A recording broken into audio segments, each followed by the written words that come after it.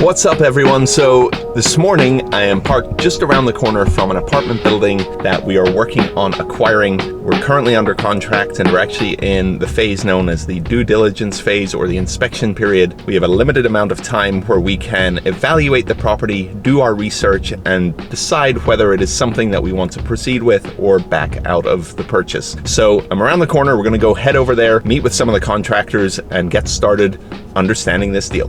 Come check it out.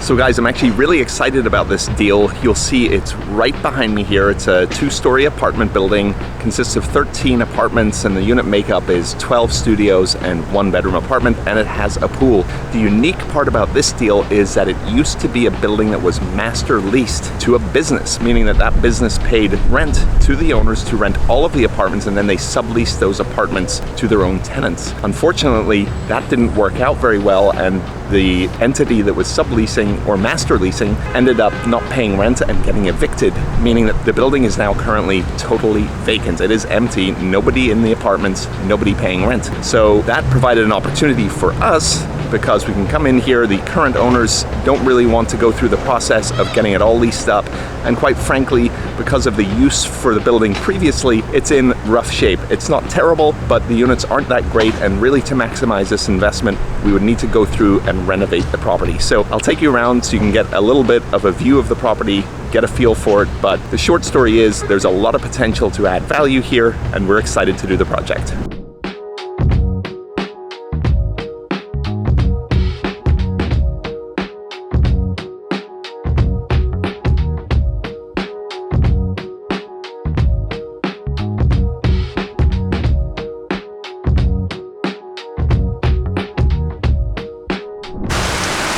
Great time to be inspecting the roof of the building when it's absolutely pouring. Actually, we're inspecting the plumbing, but they need to get on the roof in order to do that. And good old Florida weather. It's roasting hot a few minutes ago, and now it's pouring.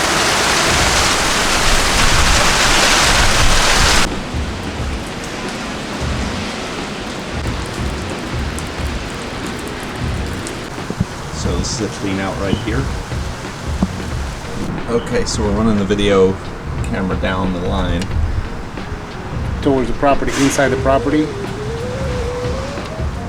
It's just too much water running. It's just a lot of water running? Okay.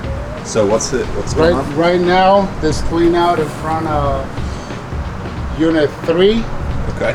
There's massive water running, which tells me that there's something leaking inside the unit. Okay. Could be a toilet, could be a faucet, something. You can see how much water is flowing.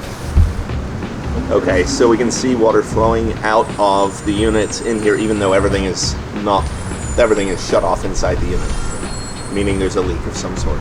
Unit 3.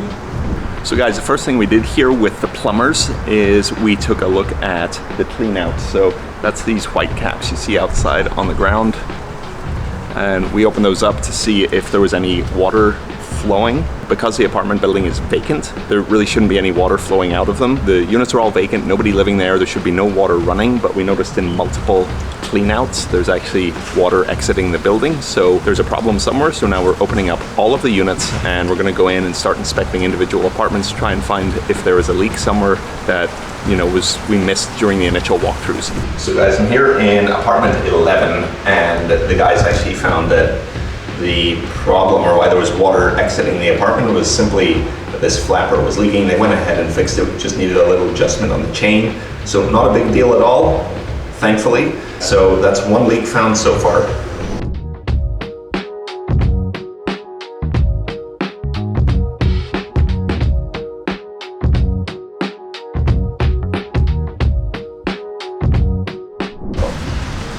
Right at the clean out. Going inside towards the building.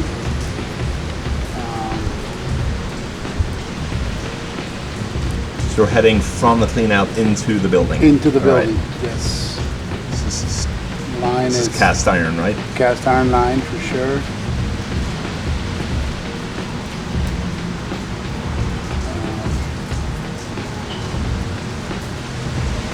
And it's dirty, but doesn't look like there's any, so far, any deteriorations in the line.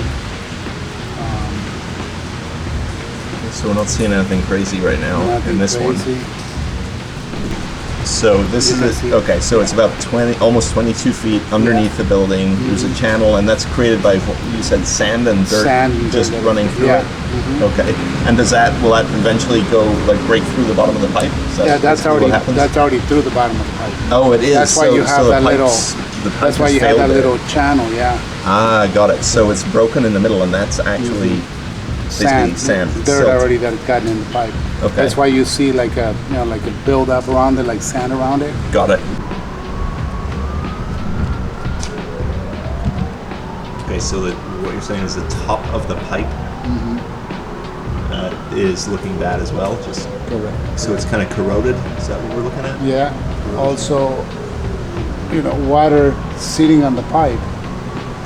It sits there until it drains out into the sand.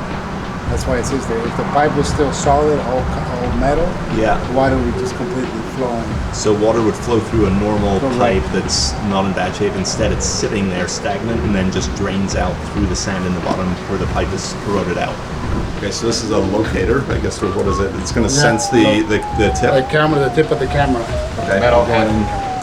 It's a metal detector. There's a metal head on the camera. And the camera has a transmitter. So we ran the camera about 34 feet inside, clean out, and it looks like it's come across a couple of units perhaps.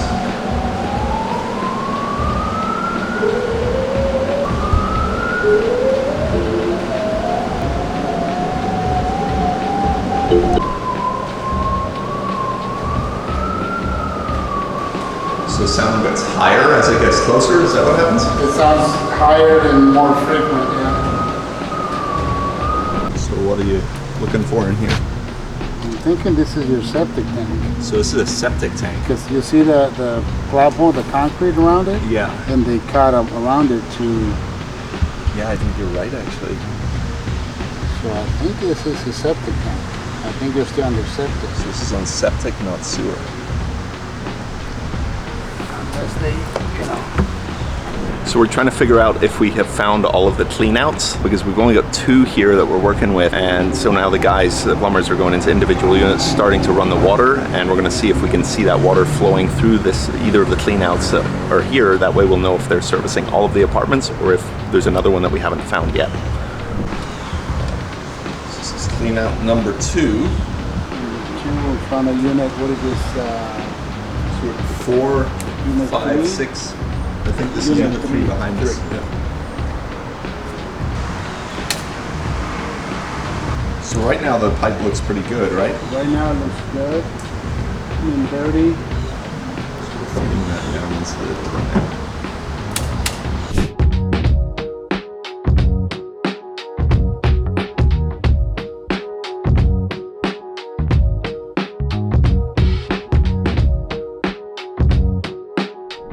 So we're trying to determine if this clean out services this apartment right next to us, or if it's on the first clean out we went into. So you're going to go flush the toilets and run the faucets and see if we start seeing water flow here, right? Correct. Okay. Okay, so we're going to run water in from apartment 6, the door right down at the end here, and see if we start seeing that water running through. The water started, we can hear it. Not seeing anything yet. Both sinks are running. So both sinks running. Yeah, and the toilet was full. Toilet and the bathroom. Sorry, the bathroom Kitchen and and the bathroom, kitchen. yes, sir. Okay, so it looks like it's not connected on this one. Did you flush the toilet? Huh?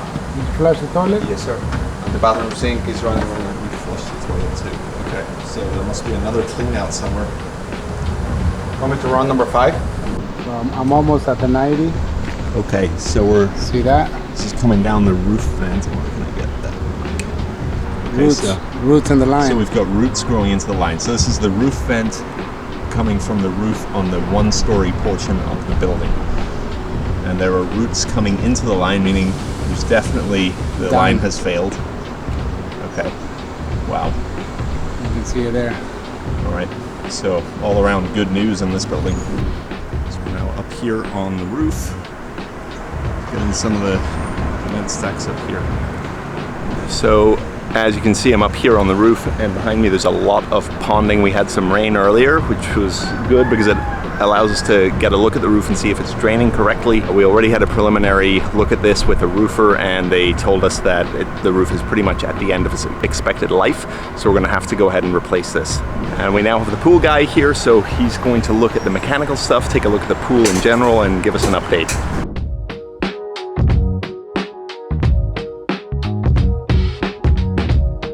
So this valve's needed to inspect this. If you can't inspect it, which has to be done every month, you can't pass inspection or close the pool. Okay, so what is that? That's your back alert that if somebody gets stuck in the main drain, that's the Virginia Baker Act. Okay. If somebody gets stuck in the drain, in turn this activates and lets water in here so it uses suction and they can get out. So if someone gets stuck in the drain, that basically shuts it off so they're not going to get stuck there and drown. Correct. Okay. But at this point, we cannot test it. You can't test it because... There's no valve. It has to be a valve they can quickly close and quickly open. All right, and this just isn't working? Is that what you're saying? It needs to be replaced? It doesn't work. Oh, that it doesn't shut off at all. Okay. And you have the same thing here and the same thing there. Looks So like they the just valves put in the just don't cheapest work. valves. These are all Home Depot valves. Okay. So they just went to Home Depot, picked up some cheap valves and placed them and said, hey, great. That's where you're at. So this is just cheap This is valves? no longer needed because this is a cartridge filter. This is designed for a DE filter. Okay, so this could be removed. That can be removed. And this is the cartridge filter you said? This is the cartridge filter for the pool. That's your waistline, it goes out. Your heater is no longer here. Heater's been cut off. So there's no heater. This is a plumbing fitting designed for under a sink. Again, back to Home Depot. Okay, so that's a sink plumbing fitting, not a pool plumbing Right, it's not designed to handle any pressure. So it's low the pressure. inspectors, if they catch it and they see it, they could easily say, oh no, this pool's unsafe. Got it. So it looks like you have pipe here, you have pipe here, you have a fitting there. It looks like the best thing to do is just cut all of this off and replumb all of this into here and make it a lot less crap. Yeah, so it's just a whole lot of extra pipe. You don't need to go up and down and all that. You can go directly to here. So from here, you can go right down, put your gizmo right here into a T that comes over, and then you have these two lines going into that. Okay. And this whole thing off the floor is now gone. Got it. From here to the filter, looks fine. Filter out, there's a lot of couplings and a lot of crap that you don't use. However, it's functional. Okay. You have electrical inspectors here inspecting this, which you don't really want. Yeah, so... Because as you know, when's the last time you saw a screw and fuse? So we've got screw-in fuses and exposed wiring in the room with the pool pump. Yeah. I don't know if you can see in there, but we've got the Diamond Bright, basically the covering on the side of the pool, peeling off pretty badly. And that's in multiple spots. So guys, it's always amazing how much you can learn just by getting trade experts out to a property during your due diligence period. And, you know, a lot of investors, you know, including experienced investors, kind of skip that part. And it becomes easy to do because you say, hey, I've done this so many times, you know, I don't really need to get a roofer out there, or I don't need to get a plumber out there. But quite frankly, it does cost a little bit of extra money during your due diligence phase, and it might be money that you don't get back if you cancel a deal, but you can save yourself tens of thousands or hundreds of thousands of dollars just by doing this. So today was really enlightening. We got a plumbing company out there. They got videos down the main plumbing lines, so they looked at the lines underneath the building. And you know, anytime that we're looking at investing in an older apartment building, and most of the stuff down here in South Florida, most of the types of deals we do, they're usually 1950s to 1970s apartment buildings, and most of those buildings have original cast iron piping in them, and there's no way to know if that is in good shape or not without sending, doing a camera inspection of those lines. It's especially important when you're looking at a vacant building to do that, because normally with an occupied building, you'll know right away because residents will tell you, hey, my plumbing keeps backing up. That's kind of a red flag, right? But when it's vacant, you've got nobody there using the bathrooms or the kitchens, and you don't really get any of those little clues. But we got the video line down there, we looked at it, and unfortunately the main sewer line, or the main line connecting all of the drains in the apartments, down and out into the sewer, actually in this case into the septic system, that main line is absolutely shot. There are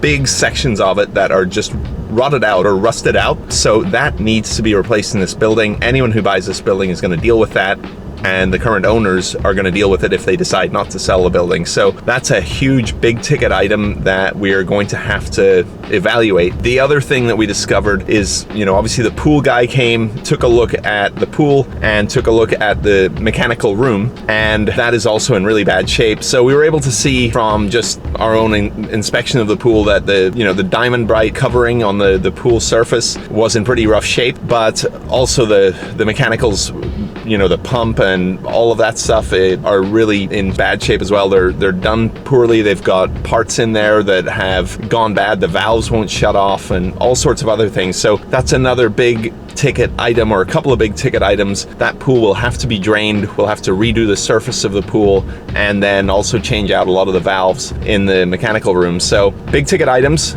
And then the last one, which we were kind of aware of, is that the roof looks like it's right at the end of its life or very close to it, so that also needs to be replaced. So these are all large items that need to be addressed by whoever buys this building or by the current owners for it to function properly, right? So at this point, we've got to evaluate our next steps, and we have a couple of different options. One would be to just say, hey, this is more work than we want to get into and we're going to back out of the deal. We can do that because we're in the due diligence phase of the contract, so we can walk away right now, no penalty. We would lose the money that we've paid to these different vendors to do the evaluation for us, but quite frankly, it's money well spent. I would not proceed with this deal at the current price. So option 2 is to go back to the owners of the property and renegotiate the price with them in order to make up for these additional items that we have found that we're going to have to spend money on if we buy the building. So I still want to do the project, but it's got to be at the right price. So for me, I'm going to go back to the sellers, back to the listing agents, and talk to them about reducing the price so that we can make these numbers work, because right now they're not going to work. I'll let you know how it goes. So guys, it's been a couple of days now since we went and did all of those inspections at the building, and we had to go back to the sellers of the building and ask for a significant price reduction on it because of the major plumbing issues that we found there, along with the issues at the pool. There was just a lot of additional work required at that building that we did not foresee or did not expect. We figured there'd be some stuff there that we might find with the plumbing, but we didn't think we were gonna have to replace pretty much 100% of the plumbing in the building. Significant expense, because that required drilling up the floors on the ground floor, taking out the existing plumbing, putting in new plumbing, and then, pouring concrete, putting in the rebar and closing all of that up. Not only that, we discovered the building is on a septic system, not on the sewer. So if we're gonna go ahead and do all of that plumbing work, probably makes sense to go ahead and connect to city sewer as well. So all of these items were additional costs that we did not budget as when we went into that project. So I went back to the seller, went back to the listing agent, talked to them about this, tried to let them see the reasoning behind it, and asked for a significant price discount. They were unwilling to do that. They countered us. It didn't make sense. So unfortunately, on this project, we decided we had to pull the plug. Maybe they will come back to us in the future if they can't sell that property to somebody else, or if they don't want to do the project themselves. But for us, the money that we spent on the due diligence, paying the plumbers to come out there and other people, money well spent. We saved ourselves hundreds of thousands of dollars and potentially getting into a very long and cumbersome deal that we were not aware of. So very thankful that we found that stuff. Unfortunately, we were not able to negotiate a price that would make sense as an investment for us at this time. So we had to say, hey, thank you, but no thank you, and we're moving on. So we cancel the deal and we'll go on and look for the next one. See you there.